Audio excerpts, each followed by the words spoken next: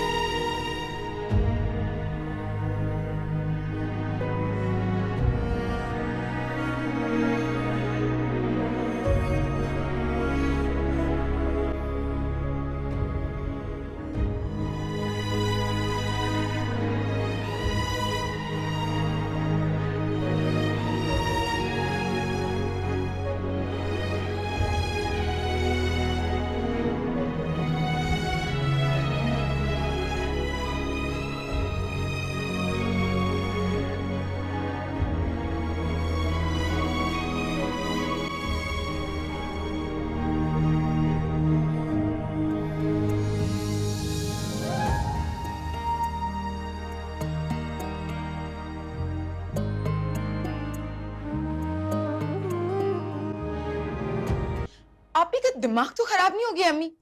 किस किस्म की बातें कर रही हैं मुझसे? दिमाग तो ना तुम्हारा चल गया। क्या जरूरत थी वहां पर इतनी बकवास करने की? जो होना था ना अब हो गया।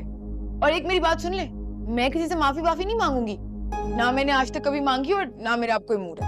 अच्छा, तो ये सब तुम्हें सामिया के घर में आग लगाने से पहले सोचना चाहिए था। किरण अगर बहन का एहसास नहीं कर सकती थी तो माँ का ही कर लेती। उसे तकलीफ पहुंचेगी तो मुझे ही पहुंचेगी ना आखिर। आपको हमेशा सिर्फ आप ही की टेंशन रहती है ना? लास्ट टाइम जब मैंने चेक किया था ना, तो मैं भी आपकी बेटी थी। हाँ, तो मेरी ही बेटी हो, लेकिन तुम्हारा और मेरा एक और रिश्ता है और वो है एहसास का। जितना तुम मेरा एहसास करोगे उतना मैं तुम्हारा। खैर, मैं कोई बहस नहीं करना चाहती तुम्हारे साथ। मुझे भी कोई शौक नहीं है, आप ही अपना टाइम वेस्ट कर रही हैं। किरण, मेरी एक बात कान खोल कर सुन लो। सामिया के घर में लड़ाई तुम्हारी वजह से शुरू हुई है। अब इसे खत्म भी तुम ही करोगे। मैंने कह दिया ना, बस। मैं तुम्हारी कोई फजूल बात नहीं सुनूंगी। कल सुबह तुम मेरे साथ सामिया के घर जाओगी और वहां जाके रिफत और कामरान से माफी मांगोगी, समझी? आप इसे मुझ पे हुक्म नहीं जमा सकती। ये ऑर्डर क्यों दे रही हैं आप मुझे? मैं नहीं कहीं जाऊंगी, किसी से माफी नहीं मांगूंगी। इतना ही है तो आप ही को यहाँ बुला ले, खुद ही उनके शौहर का ना दिमाग ठिकाने आ जाएगा। मैंने जो कहना था कह दिया और होगा वही जो मैं कह रही हूँ। अम्मी, मैं नहीं जाऊंगी।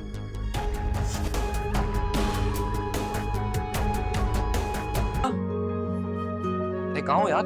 चले, देर हो रही है। तुम अभी तक तैयार नहीं हुई? हाँ, अब मुझे कुछ समझ ही नहीं आ रही कि मैं क्या पहनूं। टिपिकल ख्वातीन वाली प्रॉब्लम। इतने सारे कपड़े हैं लेकिन फिर भी कुछ नहीं है। हम आज शॉपिंग के लिए चलते हैं। जरूर, आप मुझे तंग नहीं करें।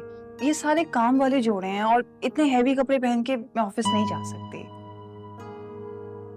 तो इसीलिए सिलेक्ट करने में। पॉइंट तो वैलिड है। मैं हेल्प करने की कोशिश करूं। Let me see. I think office में ये चल सकता है। ये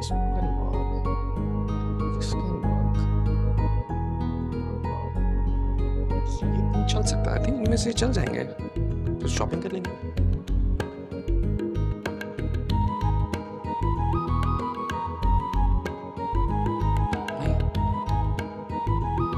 आप रहने दे, मैं खुद ही देख सकती। अच्छा, ये कपड़े इधर दो। ये बताओ, तुम सोच क्या रहे थे?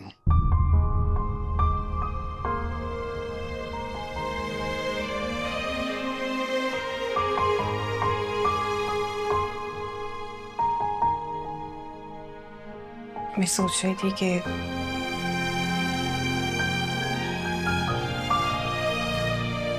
चीजों की तरह भी रिश्तों की अहमियत जरूरत तय करती है। जब जरूरत खत्म हो जाती है तो उसकी अहमियत भी खत्म हो जाती है।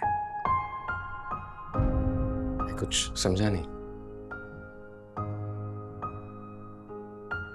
20 साल इंतजार किया मैंने अपनी माँ का। जब भी आंटी को अनस को एक साथ देखती थी तो कमतरी का शिकार होती थी।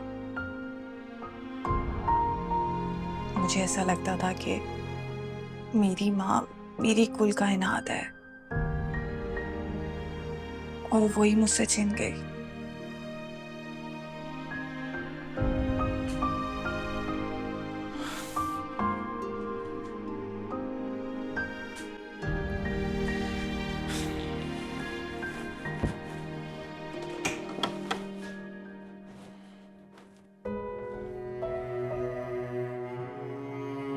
तो तुम्हारी अम्मी तुम्हें मिल चुकी है। पर अब वो फीलिंग्स भी तो नहीं रही ना। मतलब मैं बहुत प्यार करती हूँ अपनी मॉम से, बहुत ज्यादा। लेकिन मुझे ये नहीं पता कि उन्हें क्या पसंद है, क्या नहीं पसंद, वो क्या खाती हैं। कुछ नहीं जानती मैं उनके बारे में। बल्कि मुझे ऐसा लगता है कि डैड को मैं सबसे बेहतर जानती हूँ।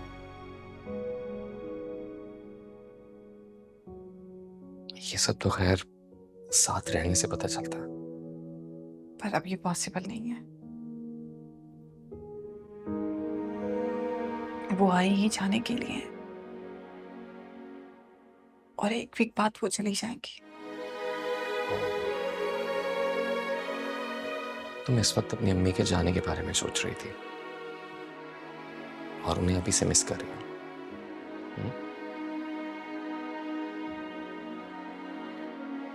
अच्छा सोचो, अगर तुम अपनी अम्मी के साथ ऑस्ट्रेलिया में रहती और हमारी शादी होती तो तब भी तुम उन्हें छोड़कर यहाँ आती ना मेरे साथ रहने के लिए। की बात कुछ और होती सर।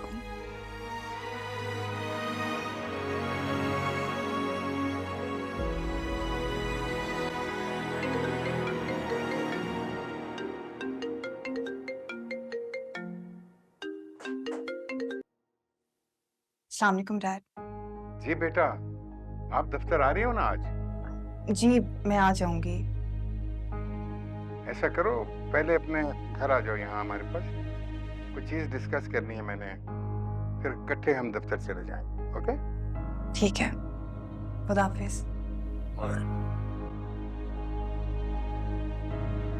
डैड की कॉल थी, वो कंफर्म करना चाह रहे हैं कि मैं आ रही हूँ या नहीं।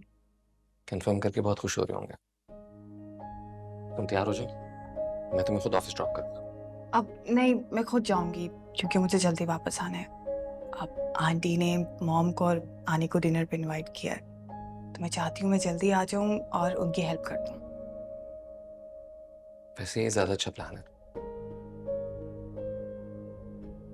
All the best and have a good day. Bye.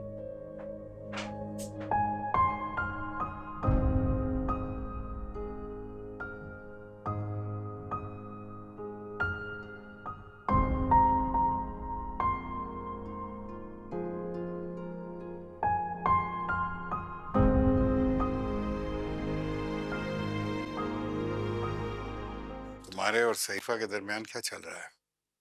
तुम्हें परेशान कर रही है वो? और अगर ये सही है तो अपनी माँ को बताने से पहले तुझे मुझे बताना चाहिए था। डैड, मैंने किसी को कुछ भी नहीं बताया। हो सकता है कि आनी ने बता दिया हो। बताना चाहिए था। अगर तुम मुझे बताती तो मैं उसको रोक सकता था, वो तुमको इस तरह परेशान न करती। अब बताओ क्या कहा उसने? डैड रहने देना आप। मैं जानना चाहता हूँ इस बार क्या किया है उसने। I want to know बेटा। वो मेरी गैर मौजूदगी में मेरे ससुराल गई थी और आमना आंटी से उन्होंने बहुत अजीब अजीब बातें की हैं। उन्हें ये बताया था कि मैं बीमार हो गई थी और मेरा नर्वस ब्रेकडाउन हो गया था। इसकी वजह से उनका रवैया मेरे साथ ठीक नहीं है। ये औरत कभी नहीं सुधरेगी। डैड प्लीज आप झगड़ा मत कीजिएगा, मैं इसीलिए आपको ये सब कुछ नहीं बताती हूँ। ये गलत करती हो बेटा, बिल्कुल गलत करती हो तुम, के मुझे नहीं बताती। खुद सहती हो और मुझको भी साथ मुजरिम बनाती हो। मैं ऑलरेडी एक गिल्ट के अंदर लिव कर रहा हूँ कि मेरी लापरवाही की वजह से मेरे बच्चे जो हैं वो सफर कर रहे हैं। डैड प्लीज ऐसा मत सोचे। बेटे, अब सोचने का वक्त गुजर चुका है, अब फैसला करना है। ये औरत नहीं बदलेगी और ना ही मैं अब बर्दाश्त कर सकता हूँ जो वो कर रही है, इसलिए मैं उसे अब तुम्हें मजीद नुकसान नहीं पहुंचाने दूंगा। मैं उसको मौका ही नहीं दूंगा कि तुम्हें परेशान कर सके। तुम जस्ट वॉच। डैड सईफा, इधर आइए जरा।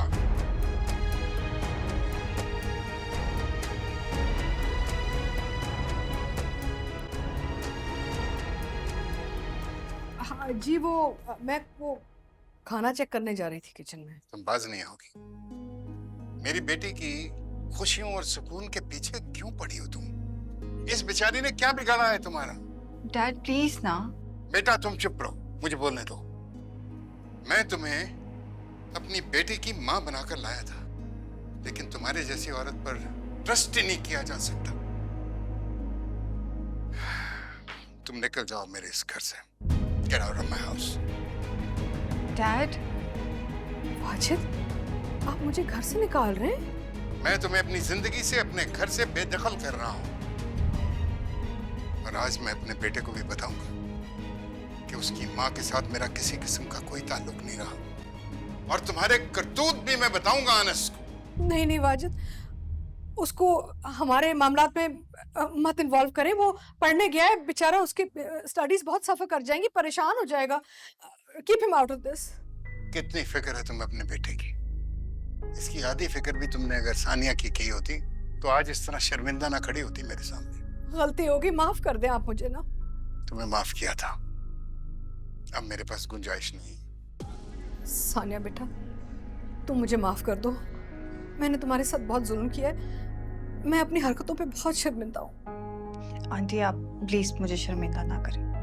वाजिद, सब मेरी हमाकत और नेगेटिविटी की वजह से आई एम रियली एम्बैरेस्ड। काश मुझे पहले ये सब समझ आ जाता। Please forgive me. मैं वादा करती हूँ कि मैं माँ बन के पालूंगी तुम्हें। अब मुझे समझ में आ गई, काश मुझे पहले समझ में आ जाता। वाजिद प्लीज आप भी मुझे माफ कर देना। प्लीज डैड से कहो ना। तुम सानिया को इमोशनली ब्लैकमेल मत करो, ये तुम्हारी साइड नहीं लेगी।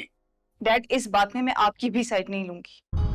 सानिया, मेरे साथ जितनी भी ज्यादती हुई है ना, मैंने सब बर्दाश्त कर लिया, लेकिन अनस के मामले में मैं ये सब कुछ बर्दाश्त नहीं करूंगी। डैड प्लीज, माँ बाप तो बच्चों का मान होते हैं ना। आप दोनों अलग हो जाएंगे तो अनस पे क्या गुजरेगी? वो अपने सर्कल में एम्बैरेस होगा, और मैं ये सब कुछ अनस के साथ बर्दाश्त नहीं कर सकती। देख रही हो तुम्हारे बेटे के लिए इतनी फिक्रमंद है ये। क्योंकि वो मेरा भाई है डैड, मैं बहुत प्यार करती हूँ उससे, और उसकी खातिर मैं हर जाति बर्दाश्त कर लूंगी। और अब आंटी भी तो शर्मिंदा है ना।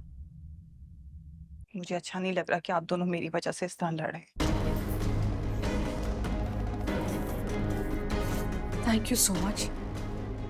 तुम इतनी अच्छी हो, वाकई दिल बड़ा करके मुझे माफ कर दिया। मैंने तुम्हारे ऊपर कितना जुल्म किया।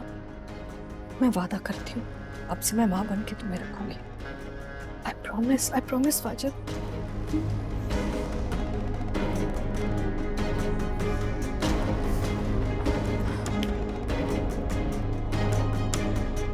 मुझे ऑफिस जाना है।